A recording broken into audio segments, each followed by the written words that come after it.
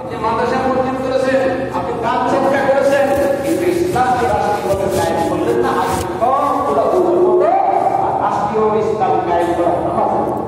এবার উচিত কিনা যা এটা কোরআন শরীফে আছে কি নাই? এগুলো কুলহি আছে কি নাই? সূরা ফাতিহার ভিতরে আছে, সূরা সফের ভিতরে আছে, সূরা আলে ইমরানের ভিতরে আছে, জায়গায় জায়গায় জায়গায় জায়গায় রয়েছে। রাসূল আকরাম সাল্লাল্লাহু আলাইহি ওয়াসাল্লামকে যখন কোরআনে কারীমে সূরা আল-মায়েদার 3 নম্বর আয়াত যখন নাযিল হয়, আল-ইয়াওমা আকমালতু লাকুম দীনাকুম ওয়া আতমামতু আলাইকুম নি'মাতি ওয়া রাদিতু লাকুমুল ইসলামা দীনান, এরপরে বিদায় হবে যখন সূরা নসর নাযিল হয়েছে, যা রাসূলুল্লাহি ওয়াল ফাতহ, যখন আল্লাহ নিজে চলে আসছে অলরেডি প্রথম মক্কার মাধ্যমে বিজয় চলে আসছে, উইদাউট ব্লাডশেড, রক্তপাত ছাড়া মক্কা যখন কি হলো মুসলমানদের হাতে চলে আসলো, আল্লাহ তাআলা এই আয়াত নাযিল করলেন। আবু বকর কাঁদতে আছে, জিজ্ঞেস করেন আবু বকর কাঁদো কেন? লোকেরা বলছে আবু বকর আল্লাহ বিজয়ের সংবাদ দিচ্ছে, কান্নার কি আছে? এটা তো খুশি হওয়ার কথা। বুঝছে না আবু বকর কাঁদতে কেন? পরে জিজ্ঞেস করতে করতে দেখা গেল ইতিহাসের এক বর্ণনা মতে নবীজি এই বিদায় হজের পরে 50 দিন, কোন কোন মধ্যে 80 দিন ইত্যাদি দিন কয়েকের মাঝে নবীজি যখন বিদায় নিলেন, তখন সাহাবায়ে কেরাম বলছেন যে আমরা তো আবু বকর কাঁদছে কেন বুঝতে পারি নাই। ওয়া হুয়া আলাদনা, ওখানে রিওয়ায়াতে এইভাবে আছে যে আবু বকর বেশি করে বুঝছে, কারণ দিনের এই আপনার প্রাতিষ্ঠানিক রূপ দেওয়ার জন্য ইসলাম নামক এই জীবন বিধান, এটার যে প্রাতিষ্ঠানিক রূপ দেওয়ার জন্য ব্যক্তি থেকে রাষ্ট্র পর্যন্ত আন্তর্জাতিক পর্যায়ে এই সবগুলা যখন পূর্ণতা লাভ করবে, তখন নবীর থাকার দরকার নাই, আল্লাহ তাআলা নবীকে উঠাই নেন। এই কথা যখন হযরত আবু বকর বুঝলেন, তখনই কাঁদলেন, আরে নবীজি আর আমরা দেখতে পাবো না, হয়তো এই কয়েকদিনের ভিতরে নবীজিকে আল্লাহ তাআলা উঠাই নেবেন। সেই কারণে আবু বকর কাঁদছেন। ভাই বন্ধুগণ, হেলায় হেলায় জীবন নষ্ট করার দরকার নাই। আমাদের আয়েশাকে যখন নবীজি বললেন 7 আসমান আর 7 জমিন একটার পর একটা রাখতে যত বড় হবে, ঠিক এক একটা পাল্লা হবে এরকম। নেকের পাল্লা আবার এত বড় হয়ে গেল, এই কারণে মুতাজিলারা এটা অস্বীকার করে। আমাদের দেশে মুতাজিলা আছে, কেউ আছে শুধু হাদিস পড়তি, কেউ আছে শুধু কোরআন পড়তি, কেউ আছে কবরে আল্লাহ বিশ্বাস করে না, কেউ আছে যে আল্লাহ তাআলা যে মিজান স্থাপন করবেন সেটা বিশ্বাস করে না। আল্লাহ তাআলা কোরআনে কারীমের ভিতরে সাফ বলেছেন, ইমাম বুখারী তার সর্বশেষ বাব নিয়ে আসেন, ইমাম বুখারী সর্বশেষ বাব ওয়ানাউল মাওয়াজিনুল কিসত লিয়াউমিল কিয়ামাতি ওয়া আন্না বানি ওয়া আন্না আমালা বানি আদম তুজা, এটা যে আপনার ওনার তারজমাতুল বাবের অংশ। আগেরটাও কোরআনে কারীম ওয়ানাউল মাওয়াজিনুল কিসত লিয়াউমিল কিয়ামা, আমি স্থাপন করব, আদাও মানে স্থাপন করব। আল মাওয়াজিন ওজন করা দাঁড়াই পাল্লা, কিসত মানে ইনসাফ। লিয়াউমিল কিয়ামা, কিয়ামতের দিবস, কিয়ামতের দিবসে আমি পাল্লা নিয়ে আসবো, আল্লাহ তাআলা বলেন সেই পাল্লার ভিতরে ওজন করা হবে। এই সব আমাদের আয়েশা যখন আওয়াজ করলেন, তখন সান্ত্বনা দেওয়ার জন্য বললেন, আয়েশা শোনো, কোন বর্ণনা আছে আলহামদুলিল্লাহ আপনারা যেটা বললেন আমার সঙ্গে একসঙ্গে এটা যে ব্যক্তি করবে, সেই ব্যক্তিকে আল্লাহ তাআলা নেকের পাল্লা অর্ধেক পূর্ণ করবে। আর আরেক বর্ণনা আছে যে সুবহানাল্লাহ অর্ধেক পরিপূর্ণ করে দেবেন, আরেক বর্ণনা আছে আল্লাহু আকবার অর্ধেক পরিপূর্ণ করে দেবেন, আরেক বর্ণনা আছে লা ইলাহা ইল্লাল্লাহ পুরা নেকের পাল্লাকে ভরাই দেবেন। এমন ভাবে ভরাবেন এটা ওজন হয়ে যাবে, দুনিয়াতে ওজন হলে নিচে নেমে যায়, আখিরাতে ওজন হলে উপরে উঠে যাবে। অনেক কথা, সেদিকে আমি যাব না। আমি শুধু একটি আয়াত দিয়েছি, আলহামদুলিল্লাহি রাব্বিল আলামিন, সমস্ত প্রশংসার মালিককে আল্লাহ। প্রশংসা বলতে কি বুঝেন? প্রশংসা মানে প্রশংসা অর্থটা কি? এটা আপনি ইংরেজিতে অন গ্রেট ডিউ টু আল্লাহ এই কথা বললেই হবে, এই কথা বললেই হবে না। প্রেজ মানে কি? অ্যাডমায়ার মানে কি?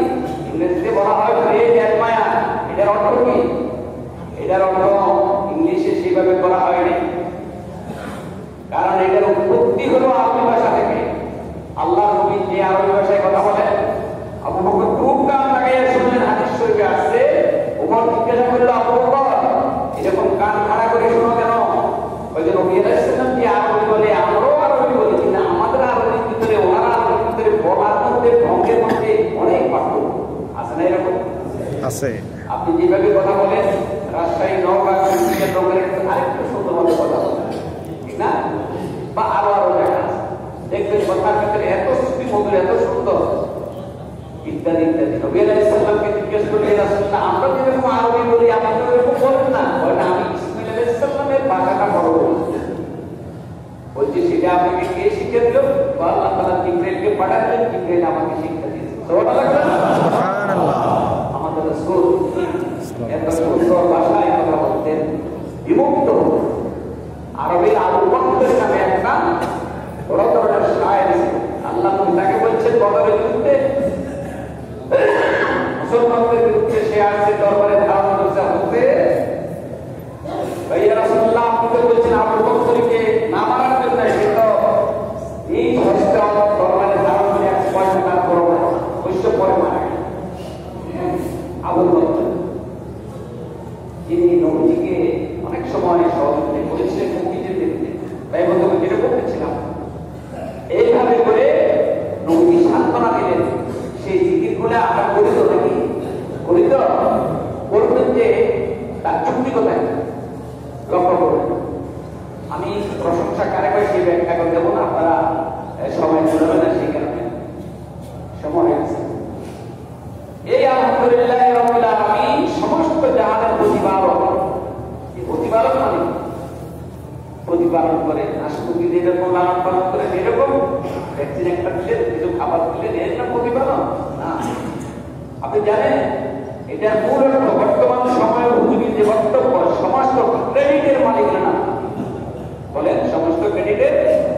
আপনি একটা কাজের ফলাফল দেখেন, ওকে একটা গোল দিয়েছে, সারাক্ষণ খেয়ে যাওয়া আর কোনো পারে না, যে গোল দিয়ে দিল তার গোলের ভিতরে বিজয় আসলো। এই ক্রেডিটের মালিক কি ওই ফুটবলার দুনিয়ার মানুষেরা দিয়ে থাকে? সমস্ত ভালো গুণাগুণ ভালো ক্রেডিটের মালিক শুধুমাত্র এটাকে আরবিতে বলা জেমি দেখতে আর আজকে সেই কথাটা বুঝতে পারবো না। শুধু এইটুকু বলি আপনাদেরকে যে সমস্ত জাহানের যিনি রব, আমরা মেনে নিয়েছি আমাদের রবকে। সরাসরি আকাশের দিকে একটা আঙ্গুল তুলে বলেন আল্লাহ।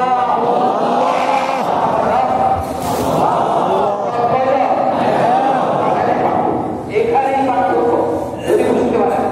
ইসু আলাইহিস সালাম জেলখানায় গিয়ে দাওয়াত দিয়েছেন, আর বাবুল খায়রুন আমিল্লাহু ওয়াহিদুল কাহার, অনেকগুলা দেব দেবী লোকদেরকে মানুষদেরকে রব মানায়। দেবী ভালো না, এক আল্লাহকে রব মানা ভালো। সকলে বলে এক আল্লাহকে রব মানা ভালো। তাহলে এতগুলো পূজা করো কেন ভাই? বলতে পারলাম সুতরাং আমাদের খাওয়া নেওয়ালা, দেনেওয়ালা, চালা নেওয়ালা, সুস্থ রাখনেওয়ালা, আমাদেরকে ভালো করে নেওয়ালা কে? কথা কথা কেন এত গুরুত্বপূর্ণ এই কথাটা? কপালের ভিতরে প্রথম প্রশ্ন কি বলে? মাত্র কপালের ভিতরে প্রথম প্রশ্ন কি? মাত্র কোপা তোমার রকম কয়টা প্রশ্ন করবে? তিনটা মতো করেছে, তিনটা মতো করে একটা প্রশ্ন। মাত্র কোপা ও তিন ও মান নবিয়ু সেটা প্রশ্ন ও মান হাযা রাজুল আল্লাহি বয়সা দিকো সেটা প্রশ্ন। দুনিয়াতে যদি কি বলা হয় এই পাঁচটি প্রশ্নের উত্তর দিতে হবে রিটেন পরীক্ষা, আপনি একটা দিলেন, চারটা দিলেন না, পাস নাই, ঠিক না? দুনিয়াতে আপনি কিছু পারেন না, হয় না এরকম? কিন্তু আখিরাতে প্রথম প্রশ্নের উত্তর যে ব্যক্তি পারবে বাকি প্রশ্নের উত্তর গুলো আল্লাহ তাআলা তাকে দেওয়ার জন্য সহজ করবে। ইউসাব্বিতুল্লাহু আল্লাযীনা আমানু বিল কাওলিস সাবিত। এই আয়াতের ব্যাখ্যার ভিতরে রয়েছে কোরআনে কারিমে যে ব্যক্তি ঈমান আনবে আল্লাহর উপর, আল্লাহ তুমি আমার রব, এই কথার উপরে যে বিশ্বাস করবে তাকে আল্লাহ তাআলা একটা সুদৃঢ় ঈমান দান করবেন। কবরে হাসরের পরিবেশ সময় সাকরাতুল মাউতের সময় তার কোনো অসুবিধা হবে না। এই ঈমান যদি কেউ ধারণ করতে পারে, ঠিকই ফেরেশতারা আপনাকে জড়াই ধরবে, আপনাকে সাকরাতুল মাউতের কসানে দেবে, কিন্তু ব্যথা হবে না। এই কারণে কোনো ব্যক্তি আছে খুশিতে কাঁদে, কেউ হাসে, ইত্যাদি ইত্যাদি। ঈমান ভাই বলতে বলতে এবার আসো কোরআনে কারিমে কবরের এই প্রথম প্রশ্ন পারলে সব পারা যাবে, এটার উদাহরণ হাদিস শরীফে আছে। আমি এখন দিতে চাচ্ছি না সময় নেই। এখন প্রশ্ন এটা গুরুত্ব, এটা বুঝবো কি করে? এই কারণে আল্লাহ সুবহানাহু ওয়া তাআলা কোরআনে কারিমের প্রথম